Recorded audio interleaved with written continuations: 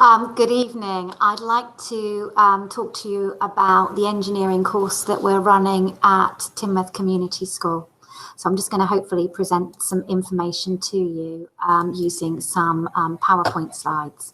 So if you could just bear with me, just come up in just a minute, hopefully. So it's a little bit stalled. Come on, there we go.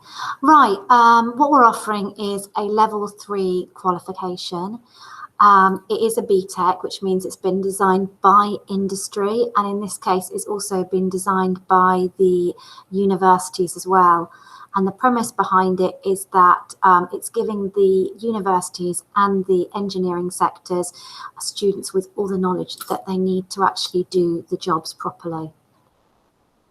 Why engineering? Well, there's obviously a huge growth in the industry. We haven't got enough engineers. We're certainly looking at being 1 million engineers short in the next few years. So it's a brilliant qualification which is going to help get your son and daughter hopefully a really good job. It's a qualification that goes very well with maths and physics, but you can also link it with lots of other qualifications like geography if you wanted to be an environmental engineer, or you could link it with things like IT if you were very interested in things like sort of games and programming. So lots of different variations that you could actually take when you do this particular qualification. As I said, there are lots of different sectors within engineering. So you've got loads of different areas that you could go to regarding job opportunities.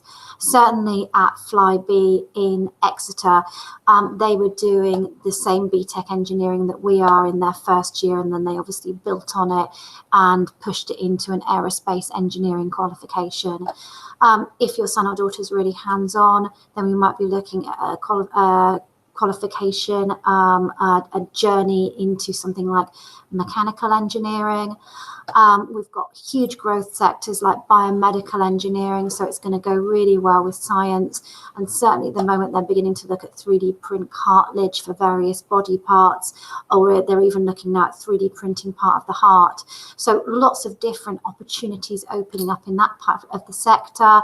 If you're a very logical person, you might enjoy something like electronics engineering, but there's a whole range from civil engineering looking at designing buildings and bridges and roads, to telecommunications engineering, or looking at environmental engineering, rail engineering, transport engineering, automotive engineering if you're particularly into cars, or even marine engineering if you're really into things like boats. So a massive range of jobs that can link off this particular qualification.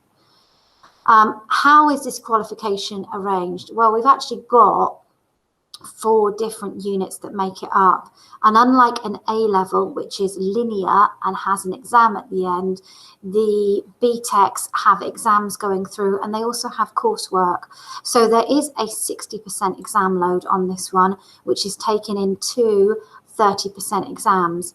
The first exam is one that is in Unit 1, Engineering Principles, and this is very much Year 13 Maths and elements of Year 13 Physics. Obviously, it is specific to the engineering industry because these are the skills that the engineering industry wants the students to actually learn, and they certainly need to learn for Year 1 of university. That exam's taken in January, but can also be taken in June. So they'll do that in Year 13. Students will have another exam, which is an 8-hour exam, another 120 guided learning hours. So we will do that at the end of Year 12 in May, and have the option for a retake in May of Year 13. And this exam is very much a design exam. Students are given a brief by the exam board. We'll have a 2-hour window under exam specialist conditions where the students can collect the information they need in that 2 hours. Then they'll take an 8-hour exam, which we normally take over 3 days, where they have to redesign a particular product. So they'll be given information about it, mathematical information about how it's wearing, and they will have to come up with a redesign of that product, looking into the materials, looking into the manufacturing methods, considering health and safety, strategy, and also considering the life cycle of that product. They will do a technical drawing of that product and hopefully justify the design by thinking about the whole carbon footprint life cycle of what they've designed, and hopefully it is a better product. As I said, May of year 12, and can retake again in May of year 13. We have 2 other units that we take. They're both 20%. One is in year 12, where the students actually get some sort of hands-on work, where they will work on a particular product and batch produce them as a team. That unit also involves some design work and a little bit of electronics modeling. The last unit is our optional unit, where we get the students to do a computer-aided design and engineering unit, which I will talk through on the next slide. So looking at this is a picture of one of our classrooms. Mr. Hawke is in here. We have 4 students in this room. Our classes are really small, so they're normally 3 or 4. So we get fabulous one-on-one with our students. And as a result, our results are incredibly high for engineering. And we're normally in the top 10% of the country for engineering. This is Unit 10 that I was talking to you about.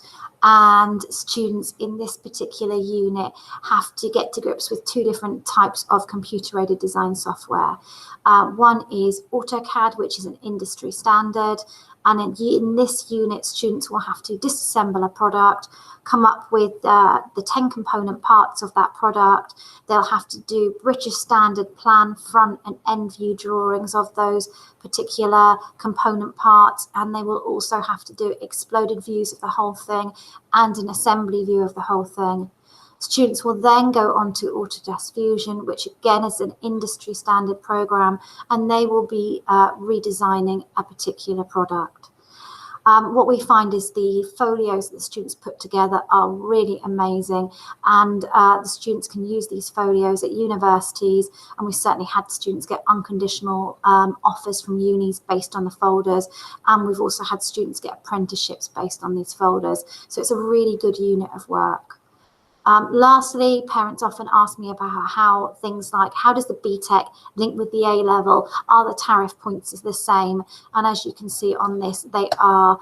The distinction star is equivalent to the A star, the merit is equivalent to the C grade, and the pass is equivalent to the E grade. So it directly correlates.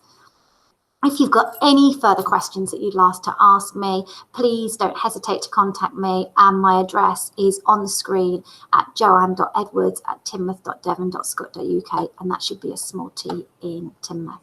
Okay, I'd love to hear from you if there's anything else I could add. Okay, thank you very much.